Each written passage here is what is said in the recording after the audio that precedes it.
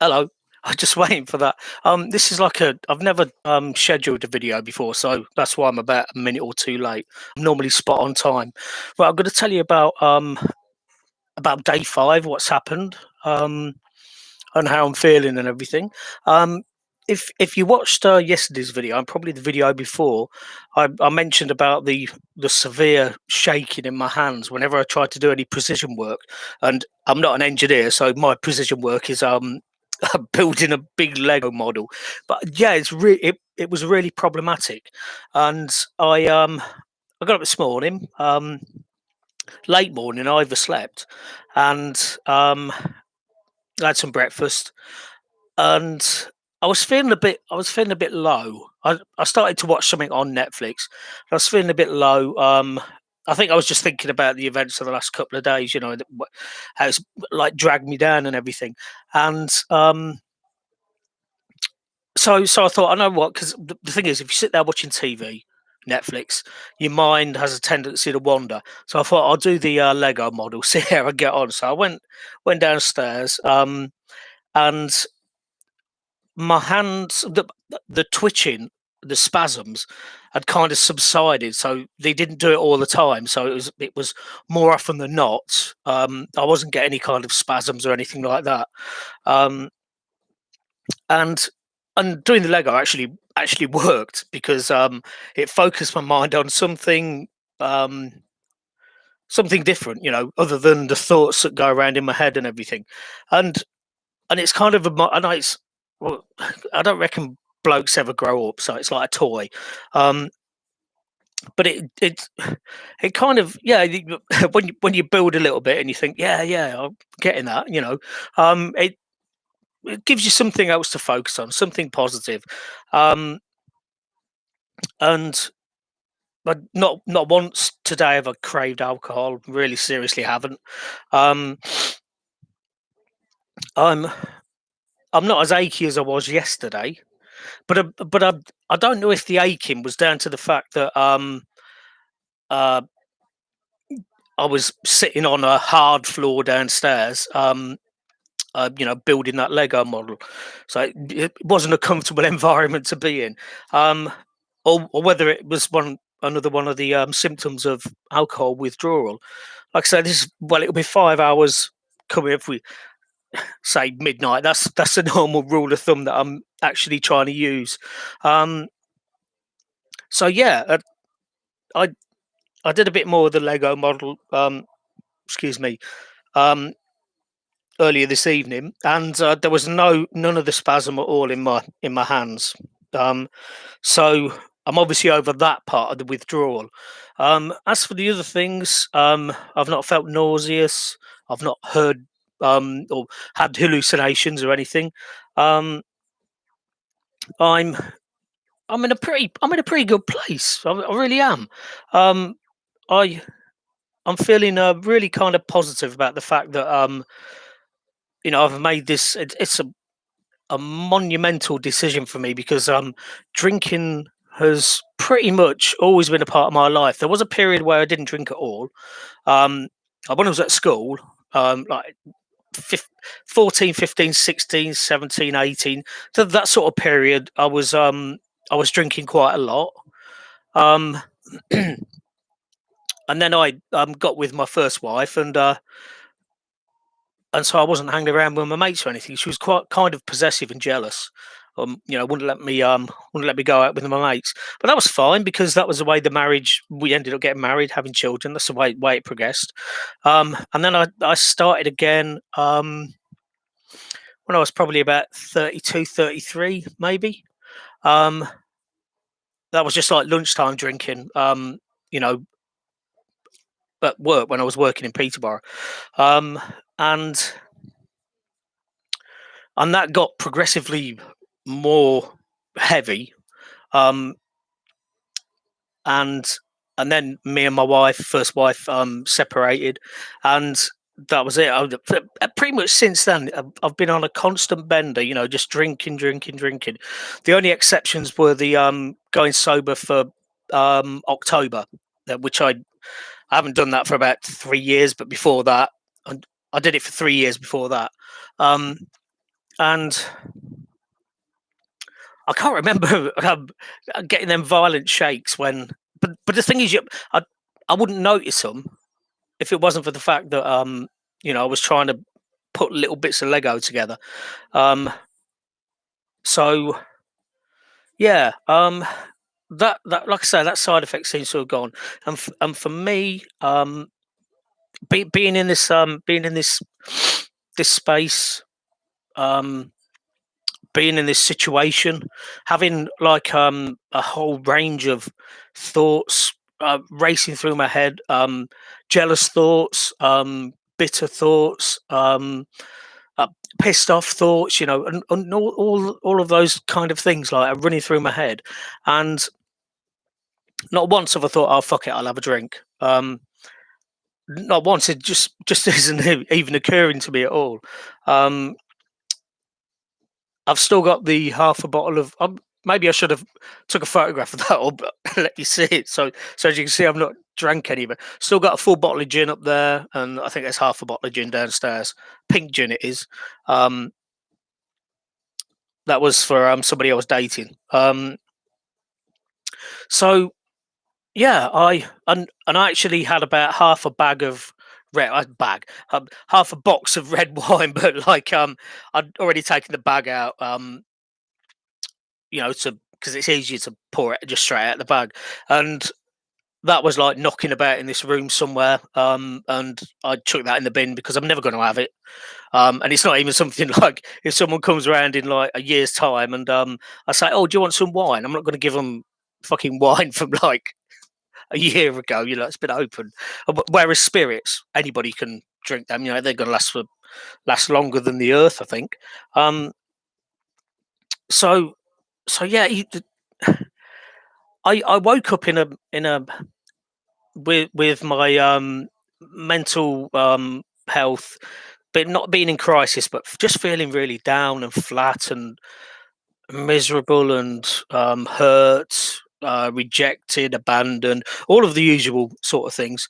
And like I say, doing the Lego that focused me on something completely and utterly different, and the the time just passed really quickly. And then I watched a few videos on YouTube.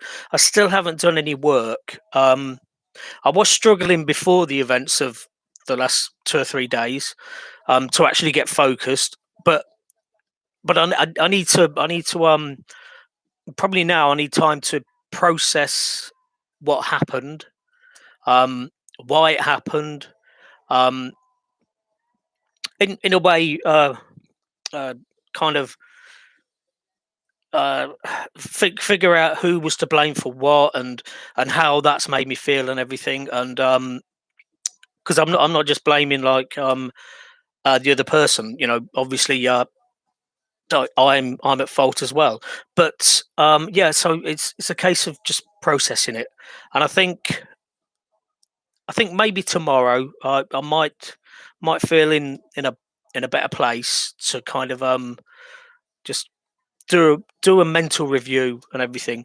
I mean, uh, th- this just goes to show how much alcohol impacts upon my mental health, because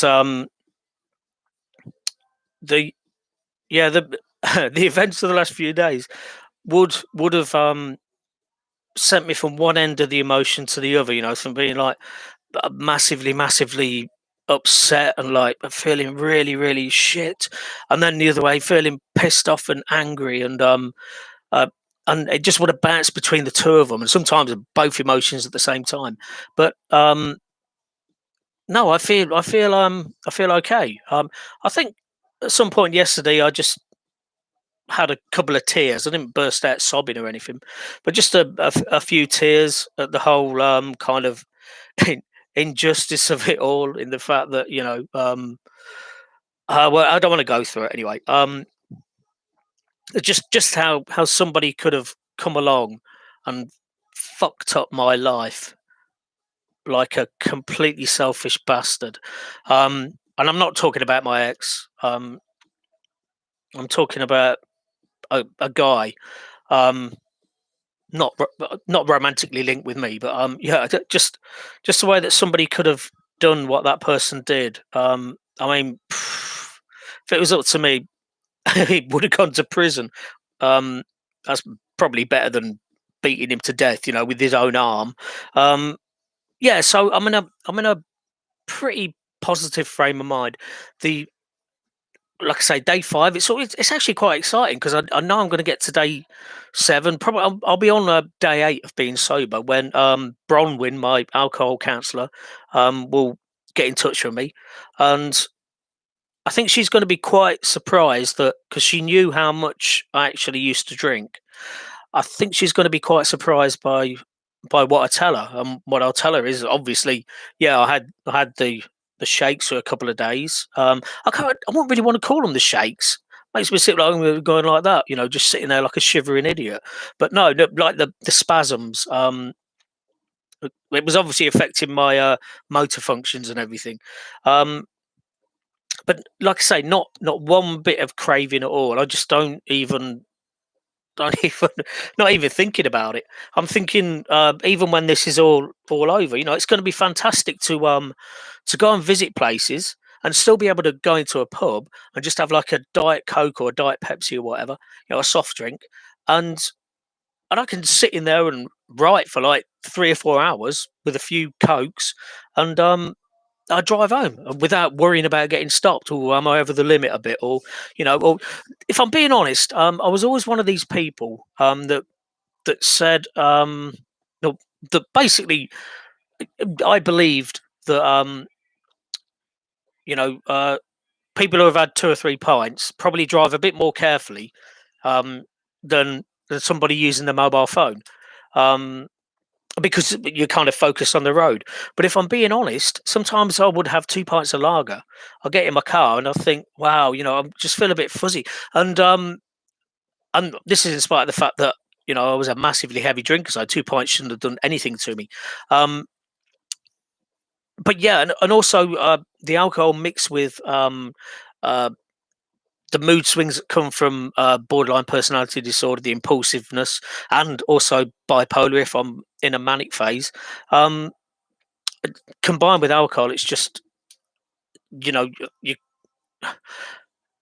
I used to take so many risks when I was driving. I don't just mean drinking like loads of alcohol. I mean even 2 pints and then driving home at like 90 miles an hour or something ridiculous like that. If the police are watching, I didn't really. I'm just saying. Because you know what, you never know if the police are watching me. That's the thing. Like, I haven't got my cap on today. Just I don't know. It's kind of long at the It's kind of long at the back as well. It's a right bloody mess. Um, First port of call when I when the lockdown's over is straight to the barbers. Although I'm probably going to have to wait we're probably going to have to book an appointment, and it'll be the waiting list will be about 5 weeks. I did look downstairs to see if I had 2 sets of clippers for hair, and I had one set that was at the house in Peterborough and one set that was here. And the set at the house in Peterborough disappeared. I have no idea what happened to them to this day. I really don't. And my ex at the time said she didn't know what had happened to them. So I don't know. There must have been like a, a burglar that basically breaks into a house without actually leaving any evidence, and the only thing he nicks is a set of hair clippers. But I thought the other pair was here, but they're not. So they must be at the house in Peterborough. So yeah, I'm not going to see them again. So I'm going to have to get another set, I think. Because what I was going to do, I was just going to do it all myself and just see what it looked like. I figured during the lockdown, if it looks a bloody mess, it doesn't really matter. Because it's not like I'm going to be going out on dates or anything like that. But then I'll probably order a set. They're not going to take very long to turn up, and yeah, I'll try and do it myself. I mean, me best mate, he does his himself, but his is like, I think he pretty much it's. I don't even. Is there such a thing as a blade half? Because it's definitely shorter than a blade one when he does it. So I don't know. Yeah, but how difficult can it be just run a set of clippers over your head. I don't know, because I just want to get away from wearing caps. Um, the only time I used to wear a cap before was if it was really sunny. I was doing some work outside, which, trust me, I I don't want to do that kind of shit ever again. Um, that's one of the reasons I'm looking forward to moving to the flat. No garden, nothing like that. So it'd be fantastic. Although to be fair, I have enjoyed during the lockdown, when the days have been okay, sitting out in the backyard. There's no grass there or anything. Well, there is some of it sprouting up between the paving slabs or whatever. Um, but but yeah, so in a way, I hope there's some kind of communal garden, so as I can just take a chair outside, sit outside, and read a book or something. Um, so I'm just gonna have to see how that goes. But um, yeah, I'm trying to look towards the future. I'm trying to think about things in a positive way. Um, I've rang up to send the car back. I did that yesterday, but they said they'll let me know when they'll be available to pick it up. I mean, I didn't say to them, "Well, you better bloody hurry up because I'm not paying. I'm not paying anything in June for it." So yeah, there is that kind of thing. So I'm going to be without a car for a while, but even then, I'm kind of pretty cool about that. I can get a bus into Peterborough, and I can go to the club, during the day, sit there, do a bit of work, read a book or something, and then get the bus back. And I never used to like getting the bus to Peterborough. I had a long period where I didn't have a car anyway, but I never used to like getting the bus to Peterborough, going to the pub, having 3-4 pints, doing a bit of work as well, because that was my main focus, to go to a pub, was to do a bit of work, writing. But I never used to like getting on the bus because to come home, because I knew I must have stank like the town drunk or whatever. So that'll be nice. It'll be nice people not. I mean, I'm sure there's going to be other health issues that are going to not impact upon me. I mean, when I used to have a shitload to drink the night before, I'd wake up in the morning. Like I said before, I'm just totally and utterly dehydrated. I drink loads of cans of Pepsi, and probably about 12 cans in the space of like an hour or two. That's a bit of an exaggeration. 2 or 3 hours, let's say. And but also my skin used to feel like dry and everything because obviously it had been completely dehydrated as well. It's probably too late for me to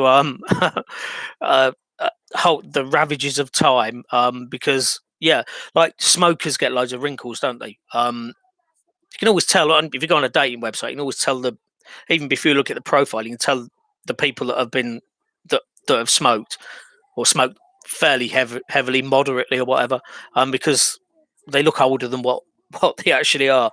Now I'm 51. I've got bags under my eyes, but I've had them bags for like probably since I was in my 30s. Um, uh, the hair. I don't think you lose your hair from drinking. Um, fat belly, which I'm hoping I'm not going to see. I'm not going to see any weight loss after just 5 days of not drinking alcohol. So I'm not expecting to. I would probably give that a couple of months before the impact of that would probably show. Really, I mean, uh, you know, realistically, it's weight loss is not going to come really quickly. Um, One thing I will notice is saving money. Although being bipolar, generally, if I've got money to spend, I'll spend it on anything. Uh, my latest silver turned up today. I've been investing in silver. It's not as it's not.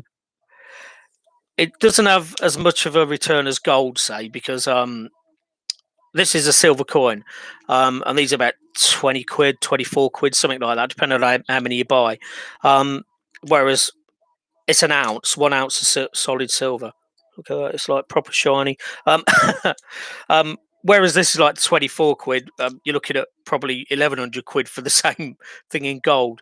Um, but it was just something I just thought I'd spend a bit of money on. And so this is my latest lot that's turned up today. There's like five ounces there. Um, and that's something else to spend money on. I I've bought a few books as well, only cheap books. I'm reading all the real classics. I've got some Charles Dickens. Um, I'm reading the Three Musketeers at the moment. Um, so it's going to be better to spend money on stuff like that rather than on beer. And I always it's always the alcohol that just bumps the price up. I mean, I try and get 24 slabs of Pepsi, and I've ordered some Pepsi and some 7 Up, 24 slabs, and they're like about 6 quid, 7 quid, 8 quid each, whatever, depending on what kind of offer they got. Um, but once you put a slab of lager in your trolley, that's 15 quid. A bottle of spirits, you're looking at 20 quid. Um, and if I was But I would have been buying a slab of lager every 3 days, something like that. So you're looking at 30 quid a week on lager, and that's 30 quid a week that I can either spend on something else or like get myself some new clobber. This is a new shirt, um, or save. So there are massive benefits to not drinking, not just to your health, but to your outlook on life. Like I say, I mean, had my heart broken again all over in the last few days, and I'm able to accept it. I might not like um, the fact that I've had my heart broken again, and my barriers come down, and like I might not like the fact that I've had to go through that. I've had to endure it, um, and it might be something that's made me incredibly sad, but but I'm just pushing through it. Alcohol, it's not gonna have a hold on me anymore. And like I said, right at the start of this kind of journey, um, my original intention was just to cut down. So as I could go to a pub and just have like a pint or something like that, or I can just sit outside in the garden with a can of lager and that's it. But it's going to be far more beneficial to completely and utterly stop. And I'm not going to become one of these people that basically, rails against other people that are drinking. Rolls my eyes. "Oh, you're drinking too much," that kind of thing. We're all adults, and it's an individual choice whether we want to drink alcohol or not, whether we want to smoke cigarettes or not, whether we want to do drugs or not. It's all down to personal choice. And yeah, I'm never gonna. I mean, I did just continually say to my mum that she should stop smoking. I wish she had. When when I first started, moaning at her about it, but that was because it was a significant person in my life, and I didn't want her to get poorly, which she did, and then she died. So um, yeah, I know we might nag the people that we love if we think that they're doing something self-destructive, but as far as I'm concerned, any of my friends can carry on drinking. It's not going to impact on my life one way or the other, and you know, it's not up to me to preach to other people. Sorry, I got to have a bit of Lucozade.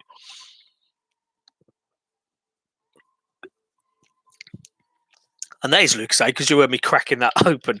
Um, I say that because I did when I was made redundant from the job centre, um, and I went in to sign on that, and they sent me on because I used to be a prison officer. They sent me on this course to become for a security badge. And so there was about, I don't know, 20 of us doing this course, and there was one guy there who I knew was an alcoholic. and he had proper dry skin and shaking like a shitting dog. He was all the time, and he used to drink out of a flask. And I was pretty damn certain he was like knocking back vodka or something like that. I, he was an alcoholic. I used to work with him years and years ago, and he was kind of okay then. But I think um, life just got on top of him. I think he was dumped by his girlfriend. Um, excuse me, and yeah, he hadn't worked for ages. I used to see him occasionally go to a pub. He came into one pub in Stamford. This was about like 10:30 at night, and I was standing at the bar. I was chatting to the landlord, and he came up to me and said, "All right, Sean," or whatever. But he looked, he was shaking like a motherfucker. Um, and I kind of said hello to him and that, but the landlord basically said, "No, I'm not going to give the guy's name away." But he said, "No, let's say his name was Doug or something." He said, "No, Doug, I'm not going to serve you. You know that." And so I had to watch him turn around, looking really embarrassed, but also you know, disappointed, because he was like the town drunk. He was about 5 years younger than me, but he was bad. He was proper bad, and I think throughout of all of my alcohol consumption, I don't think I, I don't think I was ever that bad, and I think that's probably another reason why I wanted to give up. It was seeing people like that, or thinking about them, and I've seen a couple of people like that are complete and utter um, monstrous alcoholics, and you can tell they're they're clucking for the first can as soon as they wake up in the morning, and they drink cheap, fucking shitty lager, they drink the Tesco's own or whatever, um, and when they're not drinking, they're shaking like a shitting dog, and yeah, I just didn't want to. I didn't want to be that person. I think I think that at worst I could have been described as like a beer monster, a heavy drinker, somebody like Oliver Reed or something, uh, getting pissed and all of that kind of thing. But I didn't used to start drinking ever until like the early evening or late afternoon. But yeah, I just feel so good about myself. I'm I feel really proud of myself for actually managing to maintain it for 5 days. It's been like the worst 5 days of my life, emotionally. So I'm just I'm proud of myself, and fuck me. There's nothing wrong with being proud of yourself. It's not hubris or anything. It's just I have actually achieved this. Like I say, I've faced adversity over the last few days. My emotions have been all over the place, but I've stuck to the plan. I've not found it a struggle or a challenge or anything, and I've done it.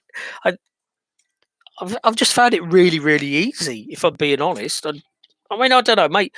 Maybe I'll be doing a video in a week's time and say that I've fallen off the wagon or something like that. I would have liked to have gone to an AA meeting just to compare, my recover recovery. I always I struggle with my R's sometimes. Yeah, it would have been nice to see how other people were managing it. The reason I'm drinking Lucasade is because I'm a diabetic and I can just kind of feel that my blood sugar's dipping a little bit, and yeah, so and this should bring me back. Um, what else can I talk about? Well, not a lot really. I've almost done 30 minutes, and I didn't really want to go much beyond that. I don't know what to do for the seventh day of abstaining. I don't know whether celebrate with a drink. No, I'm joking. I, I don't know. I don't know. I don't know what to do. Um, maybe tomorrow. Maybe I'll talk about. Maybe I'll do a video tomorrow about internet dating. I'll probably come online tomorrow night about 8 o'clock and talk about my experiences of internet dating, just to have a giggle or something like that. Because I know some of the videos I've done on this channel have been like really depressing. Just see me moaning about how life has been so shit for me and everything. And I'm able, even though life is a bit shit at the moment, think about having to send my car back, thinking about being single, being let down continually by people around me. Um, I I can still fucking smile, and that's what quitting alcohol has. Oh, excuse me, hiccup. That's what quitting alcohol has enabled me to do. But anyway, yeah, I'm just going to say thank you for watching. If you've got any questions or anything like that, send me a message. Kind of, let me know. If you're going for any of the mental health issues that I talk endlessly about, you can drop me a message. I'm not a doctor or anything like that. I used to be a counsellor, but I can't counsel people now because I've got mental health issues. So, um, but yeah, I hope you're all doing well. I hope you. If you're watching this video in 20 years' time, you're not even going to know what COVID is or anything. But look, stay safe. Thank you for watching, and yeah, tune in tomorrow. I'm gonna have a laugh and talk about internet dating tomorrow, definitely. But yeah, thanks for watching, and stay safe.